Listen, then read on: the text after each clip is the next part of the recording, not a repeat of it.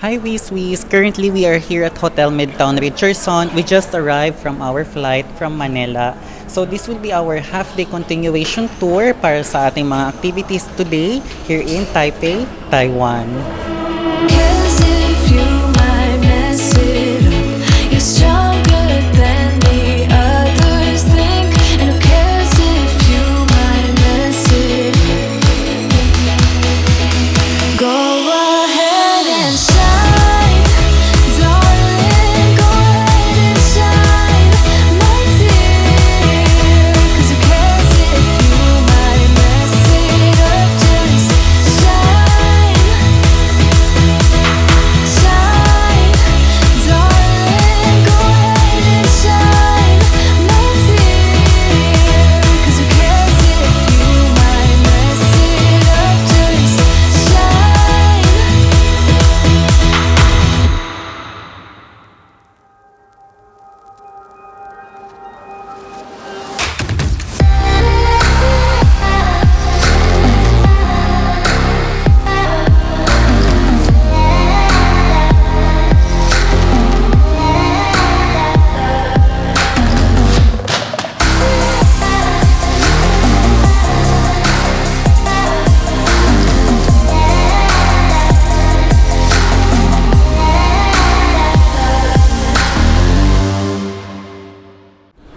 At ayan mga Wiswis, dahil nga medyo maaga tayong dumating, that current time now is 12:30 in the afternoon at ang sabi nung lobby agent, the check-in time for their hotel is at 3 o'clock in the afternoon.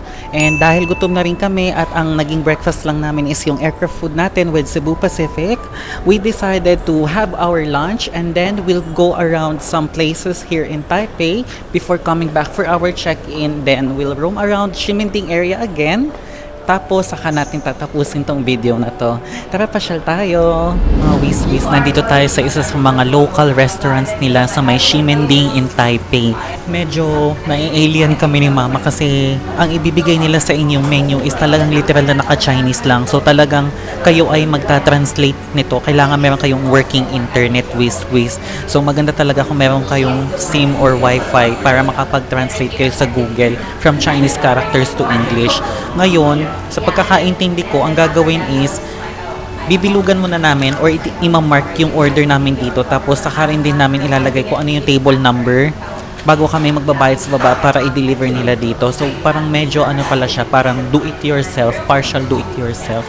Pero at least diba na-experience natin yung ganito.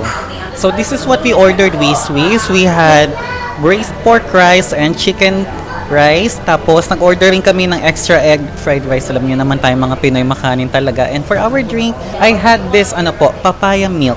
Yan. It costed us around 250 Taiwanese dollars. Tara, tikman natin. Let's eat, Wiswis. Maliit lang yung servings niya compared sa mga picture. Medyo matatakaw tingin ka. Or hindi ko alam, baka gutom lang kami. Let's see the braised pork rice.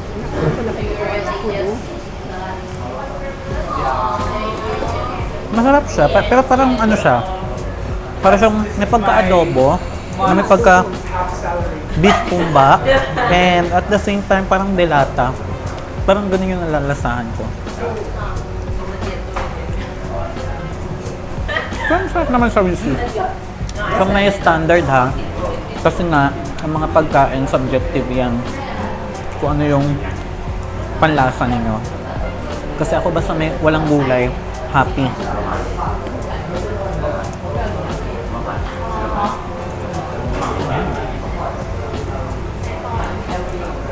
Masarap siya. Next stop naman natin ito-try is itong papaya milk drink nila, Wiswis. Alam niyo, sa totoo lang, sobrang favorite ko ang papaya of all the fruits. Then followed by strawberry. Tapos samahan pa ng milk dahil hindi ako nagkakape, ako ay isang milk boy. Nag-combine silang dalawa. So, I mean, it's so nice to have it. But we'll see kung masarap siya. Let's taste it! Sarap. Love it.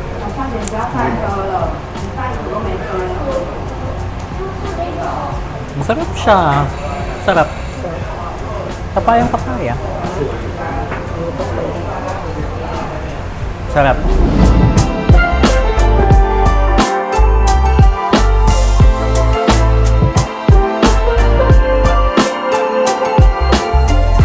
We're done having our lunch mga wiswis and pumunta rin kami ng hotel para mag-freshen up kasi wala akong nakikitang public toilet dito na medyo parang okay.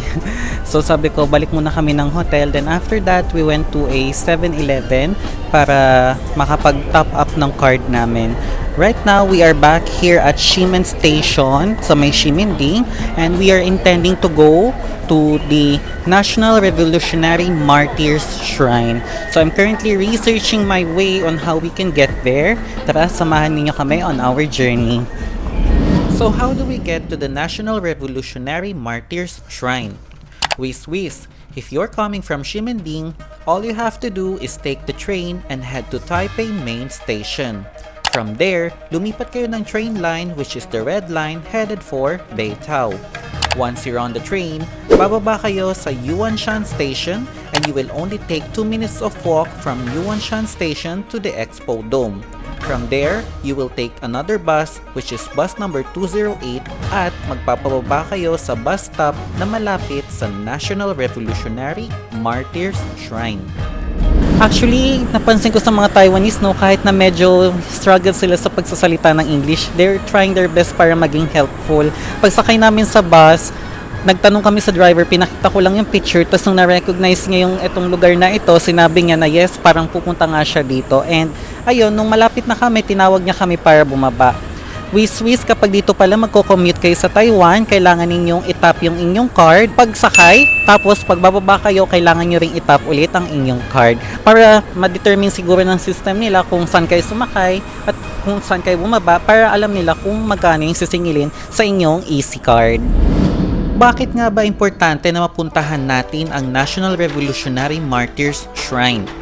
You see mga wiswis, the history of Taiwan is not all rainbows and sunshine. Just like the Philippines, Taiwan has gone through a lot of difficult times in the past. Kung mapapansin ninyo wiswis, dito sa may likod ko, merong building na familiar, 'di ba, sa mga Chinese movies. Actually, yung building na yan, kamukha yan ng nandoon sa may Beijing, sa may Forbidden City. Yun yung tinatawag na Hall of Harmony. Around 390,000 tablets ang nakabahay dito sa may kamukha ng Hall of Harmony sa Forbidden City sa Beijing mga wiswis. Yung mga remains na ito ay remains ng mga sundalo na nagsakripisyo nga para sa kanilang inang bayan, kagaya nung mga sinauna nilang Expedition Panorte, tsaka yung Xinhai Revolution, Chinese Revolution, mga Chinese Civil War, at tsaka yung mga crisis nila doon sa Taiwan Strait.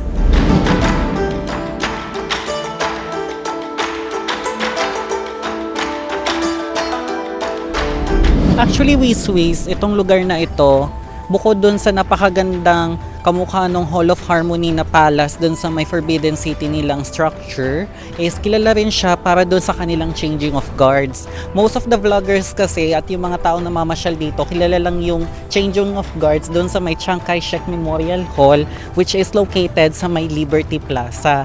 Pero dito mga wiswis, meron din silang hourly changing of guards. Actually, kanina pagdating namin, meron kaming naabutan dito. Kaya lang kasi sobrang init dahil nga June ngayon.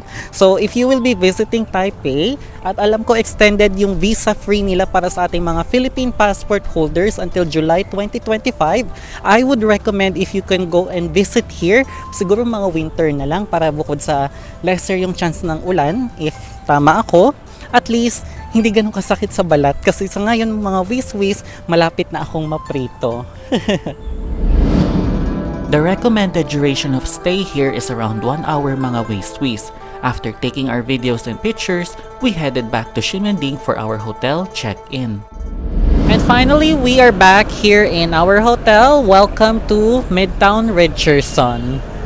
Midtown Richardson Hotel is conveniently located dito sa may Ximending area mga wiswis. Pagkadating ninyo dito sa may Ximending Station, exit lang kayo sa may exit 4 and right away nakatapat na tayo kaagad dito sa may hotel natin. Wiswis, napakaganda ng location kapag dito kayo mag-i-stay sa may Ximending area kasi kilala tong place na to bilang hub para sa mga tourists dahil napakadaming pagkain ang pwede ninyong kainin dito tuwing gabi.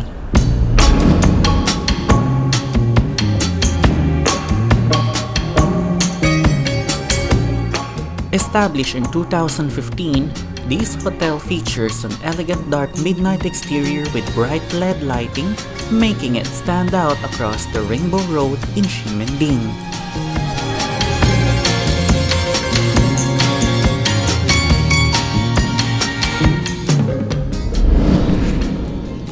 Hi V-Swiss! Bibigyan ko na rin kayo ng ating mini room hotel tour dito sa Midtown Richardson kung saan tayo nag-i-stay. Tara, pasok kayo! Ang binook nating room dito, V-Swiss, is tinatawag nilang Superior Twin Room. Ang view nitong room na to mga V-Swiss is itong inner courtyard, which is kapag tinignan nyo sa labas, is yung food court or yung dining area kung saan kayo pwedeng mag-breakfast. Kasi dito sa hotel booking ninyo, V-Swiss, kapag nag-stay kayo sa Hotel Midtown Richardson, meron kayong option na i-include na yung breakfast ninyo para iwas hassle na din sa paghahanap ng kakainan bago kayo mag-tour sa Taipei. Ngayon, ito yung room natin. Kung makikita ninyo yung paligid, may dalawa siyang twin bed. Meron ditong parang nagsiserve na sofa and meron ding table. Sa gitna nitong table, V-Swiss, meron ng card na kagaya nito, which is ang pinakasilbi nito kapag aalis kayo at gusto ninyo na baguhin nila yung linen ng inyong room, pwede niyo siyang ilagay dyan para aware yung maglilinis na gusto ninyong palitan yung beddings ninyo. Ngayon, ilan yung saksakan dito mga V-Swiss? Meron ditong 1, 2, 3, 4 at sa loob ng toilet may number 5. Yung klase ng saksakan dito mga V-Swiss, yung pang tatluhan. Pero kaya din yung i-accommodate yung type ng charger natin sa Philippines or yung plug, which is yung dalawahan. Aside from that, dito mga V-Swiss, kung mapapansin niyo, pwede kayong gumamit ng USB type na saksakan. Ito. Dito sa bed, meron na siyang dalawang unan na kasama. At medyo malambot naman na yung bed, so I think it's fine. Okay na din siya. Dito sa gilid ng table, yung parang magiging mini bedside table ninyo, meron na siya nung hotel rules, tapos may libre ding pen dito. Dito nakatago yon. Sa kabilang side naman, meron doong Bible. Ito yung TV, at yung remote niyan is nandun lang yan nakalapag sa my table, sa may between those twin beds. Tapos ito na yung pinaka-area kung saan ninyo pwedeng i-keep sa baba yung inyong mga bagahe. Sabi sa ibang review mga V-Swiss, maliit daw yung room. But for me more than enough na siya. Lalo't hindi ka naman talaga kailangang super i-consume mo lahat-lahat ng space para makagalaw dito. Kasi most of the time naman din talaga sa kapag mamamasyal tayo sa ibang bansa is umaalis naman tayo sa hotel the whole day. So hindi ka naman parang kagaya nung sa mga Henan na medyo mag-staycation. Dito, okay lang naman siya kung medyo tutulugan lang talaga yung concept mo ng pag-book ng hotel. Next is itong ating mini fridge. So, empty yan actually mga V-Swiss. Sa amin tong mga personal na gamit, wala siyang laman sa loob. Tapos kasama na dito sa hotel booking ninyo, meron silang dalawang bottled water na nire-refresh nila every morning. And yung mga coffee, the usual na included sa mga hotel. Tapos dito, meron dalawang set ng mug na pwedeng yung gamitin para sa pag-iinuman ninyo. Dito tayo sa toilet. Ayan, so ito yung pinaka-toilet natin, yung main mirror. Tapos dito meron ding maraming set ng mga mirror. Tapos ito yung toilet. Hindi ko siya napapansin sa ibang vlog V-Swiss, pero yung toilet dito, kung magtataka kayo, Japanese style toilet siya. Meron siyang bidet at sobrang high-tech mga V-Swiss. Pasensya na kayo kung may kumakain ha, pero dito, pag upo mo sa may toilet, di ba the usual kapag upo ka sa toilet kapag malamig yung paligid, ramdam mo yung lamig ng toilet seat. Dito, hindi. Kasi meron siyang option na warm air, which is naka-turn on naman na siya automatic pagdating pa lang namin. Kaya kahit malamig yung room, hindi mo mararamdaman yung lamig ng toilet seat. Dito naman tayo sa loob. Ito yung shower area V-Swiss. So may tatlong options ka dito para maligo. Itong pinaka-faucet, yung telephone cord type na shower, at yung rain shower na form. Kasama na pala dito mga V-Swiss yung yung mga pang toiletries ninyo. Meron silang shower gel, shampoo. Tapos dito naman yung mga gagamitin niyo, meron kayong Q-tips, shower cap, toothbrush and toothpaste, at shaving kit.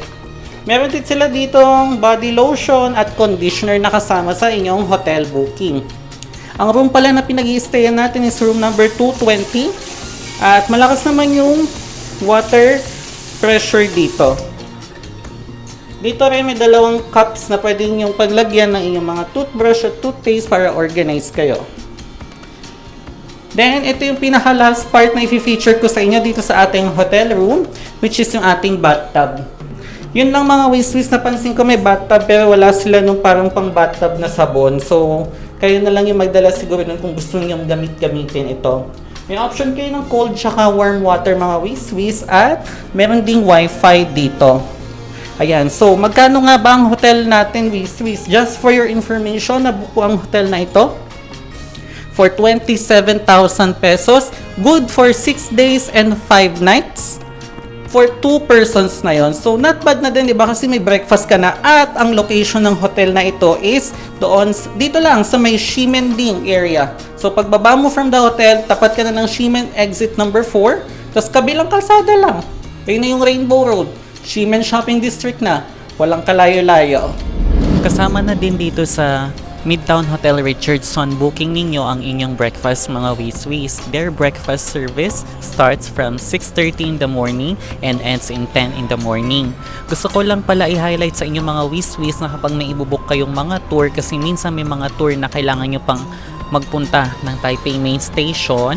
From our experience kasi, nung isang araw, ang tour namin starts at 7:15 yung pinaka-meet up and the departure is 7:30. Ngayon, given kasi na 6:30 yung start ng breakfast, syempre medyo gahol kami sa oras kasi syempre magte-train pa tayo tapos kailangan pa natin mag-freshen up after our breakfast. So, be mindful kapag kayo ay magbubook ng inyong mga tour regarding sa timings kasi ayoko magaya kayo sa amin ni Mama na talagang naging tarantahan yung aming naging breakfast. Anyway, pagdating naman sa food dito sa hotel, napansin ko mga wiswis from yesterday, hindi pa rin nagbago yung menu. So I guess you should expect the same set of menu throughout your stay here. But to compensate for that, ang dami naman nilang choices ng mga food from Asian cuisine all the way to Western cuisine. At for me, ang aking breakfast is meron ako ditong Western-inspired cuisine mixed with Taiwanese spare ribs na talagang favorite ko yung braised meat nila. For our dessert, ang pinili ko pala is itong iced mochi, tas yung cream puff, and yung papaya. They also serve 2 varieties of rice, which is normally yung plain rice and yung isang type of rice na from yesterday, it was brown rice, today yellow rice naman. Yan. At yan mga wiswis, dyan nagtatapos ang ating tour episode for today. Half-day itinerary tour plus hotel room tour natin dito sa Hotel Midtown Richardson located at Ximending area. Kung nagustuhan niyo po ang ating video for today, please hit the like button below and show your support by subscribing to our channel. And don't forget to turn on your notifications bell para updated kayo sa ating mga future contents. Muli po mga wiswis, ako si Cha, ng inyong kaibigan nasaan ka man, and together let's create a world that is less lonely and more friendly for everyone, dahil dito sa Only Chance, you always have a friend. Ingat kayong lahat mga wiswis, and bye!